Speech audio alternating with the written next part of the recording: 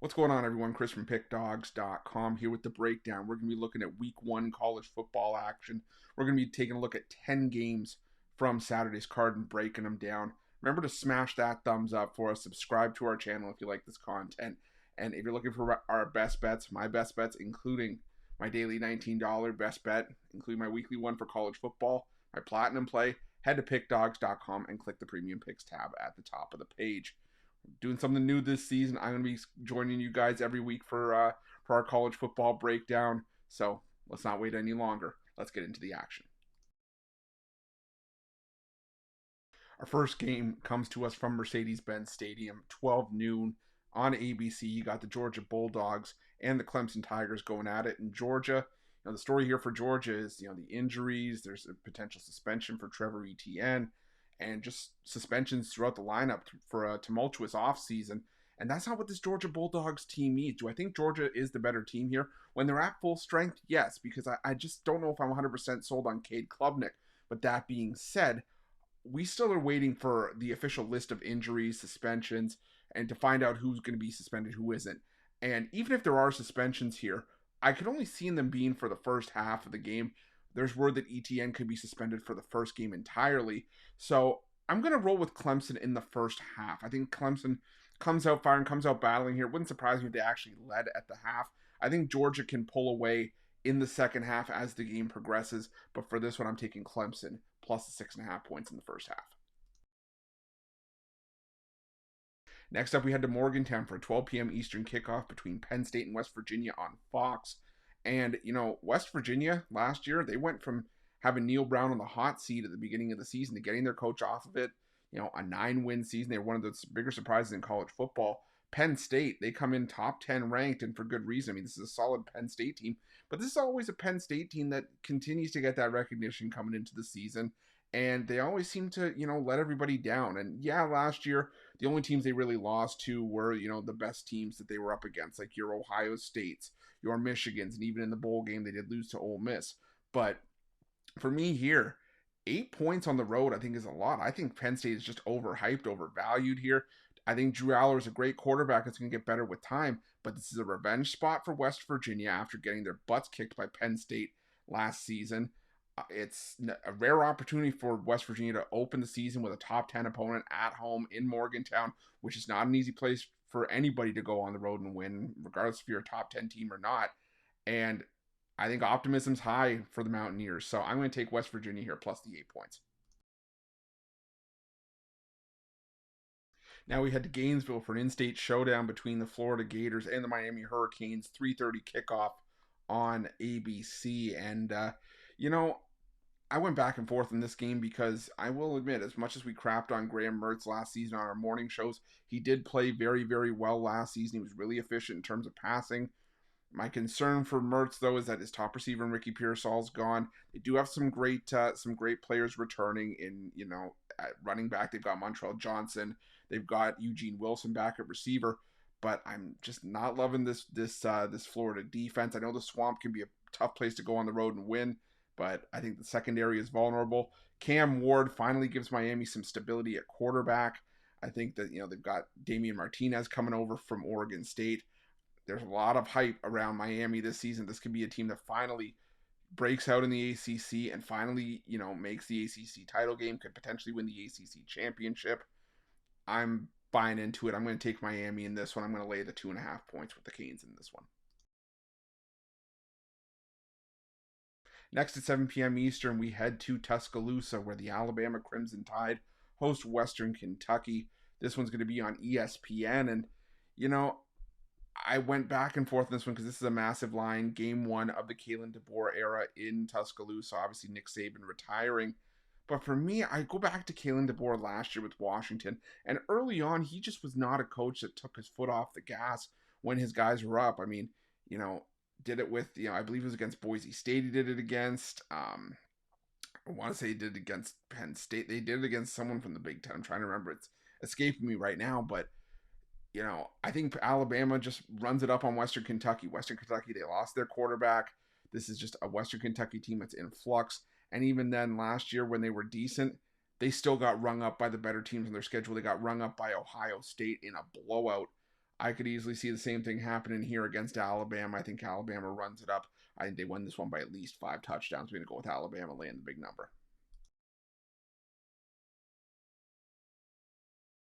Next, we head to Ann Arbor for a 7:30 p.m. Eastern kickoff between Michigan and Fresno State. This one's going to be on NBC. And Michigan, obviously coming in as your defending national champions. First game in the post-Jim Harbaugh era. Sherrone Moore takes over. Moore was on the sideline when Harbaugh was suspended last year. But now it's no J.J. McCarthy either. It's going to be Alex Orji that takes over. My concern with Orji, though, is he's got dual threat ability. He can move the ball with his feet, but he didn't throw a pass last year. The Wolverines are going to have to replace Blake Corum. Donovan Edwards is a nice, replacement, but this is still a very green receiving group. And I don't know what to expect from Michigan's offense out of the gate. And even then, Michigan last year, they were guilty of playing with their food a little bit. But what will be the strength of this team once again is the defense. Wink Martingale comes over. There's a lot of strong pieces. For Fresno State, they never saw a defense like Michigan's last year. And I think that Fresno State is going to struggle offensively as well. For me, this just feels like, a slugfest for a full 60 minutes, a bit of a slower paced defensive game. I could easily see 31-10, something falling right on this number with Michigan. I'm going to take the under 45.5 between Michigan and Fresno State. Next, we head to College Station for a 7:30 p.m. Eastern kickoff between M and Notre Dame. This one's going to be on ABC, and I went into this one thinking, I was probably going to be on Texas A&M here just because, College Station is a tough place to go on the road and win, the home of the 12th man. But I realized after, sitting back and thinking about it, we haven't seen really Connor Weigman step up against a tough defense and have a strong game like, against a defense like Notre Dame's. And we've seen him struggle in other spots last season. So I don't know if I'm ready to back him in a marquee spot like this, but on the other side, you look at Riley Leonard making the transition from Duke to Notre Dame. Leonard, you look at his career splits when he was at Duke, across 3 seasons, he had just 9 touchdowns on the road. The completion percentage dropped to 55%. He didn't have as many interceptions, but again, it didn't, it threw 302 passes, only completed 55% compared to 68.2% at home. And I just think that this is going to be a tough test on both sides. Whenever I get to this game, I keep thinking it's going to be something along the lines of 20-17, 23-20, 24-20. So I'm going to go with the under 46.5 in this one. I just think it's going to be a low-scoring slugfest in primetime. Now we head to a 12 p.m. Eastern kickoff from Acrisure Stadium as the Pitt Panthers host the Kent State Golden Flashes. This one's going to be on ESPNU. And I just looked at this game because this to me is interesting. I don't know how we get a line of 24 with a Pitt team that the offense was abysmal last year. They have a weird quarterback situation. Phil Jerkovich is out. Christian Veilleux transferred out. So now they're left with third stringer from last year, Nate Yarnell, who did see some action, but again, nothing special to me. But on the other side, you've got Kent State, who was the worst team in the MAC last year and doesn't look like it's going to get any better anytime soon. For me, I think that, the spread is off, but, I love the under here. This of the 3 unders that I'm giving out today, this is probably my favorite one. I don't think there's a possibility that Kent State could get shut out here. And if that's the case, I don't see Pitt scoring 55 points. So I'm going to go with the under 55 between Pitt and Kent State. Now we head to Charlotte for a matchup between the 49ers and the James Madison Dukes. This one's going to be at 8 p.m. Eastern on ESPNU. And these are two teams that, both have a lot of turnover from last year, but especially James Madison. I mean, they lost Coach Curt Cignetti, who basically led this team from the FCS ranks all the way through to, their solid, tenure so far in the first couple of years at the FBS level.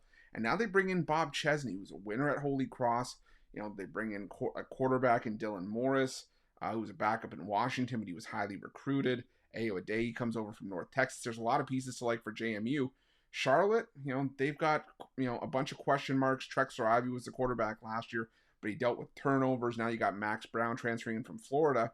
But what concerned me for Charlotte is that you have Biff Poggi, head coach, coming out saying, 50% of our starters are injured.